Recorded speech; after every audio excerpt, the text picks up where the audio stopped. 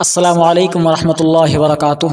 मुहतरम नाज़रीन, नमाज फ़ज्र की पाबंदी करने वालों के लिए आप सल्लल्लाहु अलैहि वसल्लम की 10 बशारत हैं।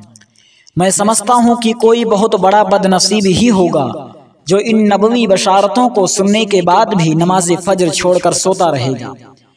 पहली बशारत, बरोज़े क़यामत उसे मुकम्मल नूर हासिल होगा। प्यारे रसूल सल्लल्लाहु अलैहि वसल्लम फरमाते हैं, तारीखियों में पैदल चलकर मस्जिद जाने वालों को क़यामत के दिन मुकम्मल नूर की बशारत दे दो।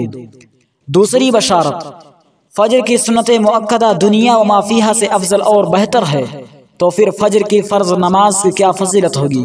प्यारे रसूल सल्लल्लाहु अलैहि वसल्लम फरमाते हैं, रकाअता अल फजरी खैरुम मिनद दुनिया व माफिहा। फजर की दोनों रकाअतें यानी सुन्नत दुनिया व माफिहा से बेहतर है।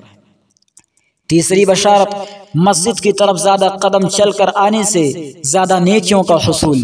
प्यारे रसूल सल्लल्लाहु अलैहि वसल्लम फरमाते हैं, जो बंदा अपने घर से मस्जिद के लिए निकलता है तो उसके हर एक कदम पर 10 नेकियां लिखी जाती हैं, और मस्जिद में बैठकर नमाज का इंतज़ार करने वाला गोया मुसलसल नमाज पढ़ रहा होता है यहाँ तक कि वो अपने घर को लौट जाए। चौथी बशारत, जहन्नम से नजात।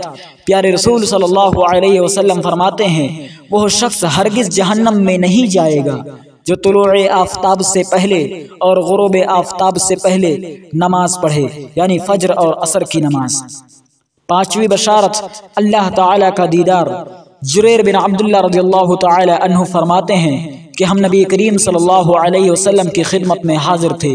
आप सल्लल्लाहु अलैहि वसल्लम ने चाँद की तरफ नज़र उठाई जो 14वीं रात का था।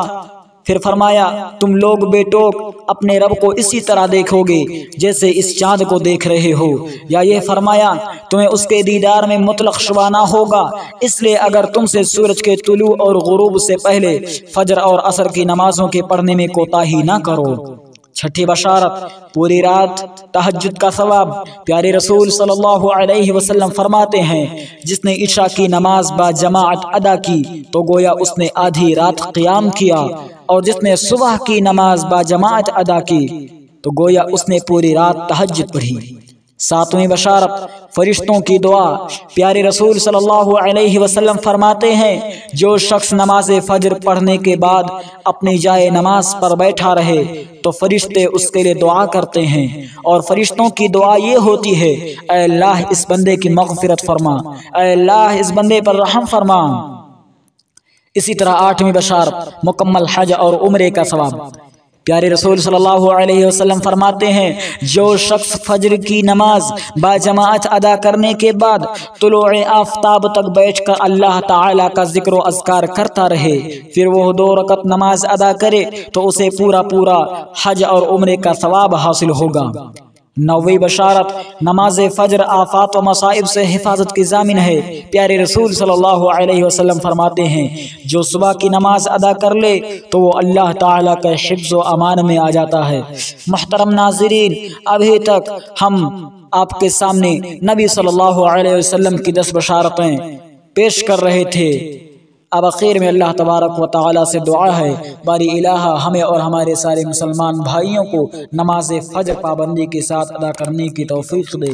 आमीन व आखिर दावाना अल्हम्दुलिल्लाहि रब्बिल आलमीन। अस्सलामु अलैकुम व रहमतुल्लाहि व बरकातुहू।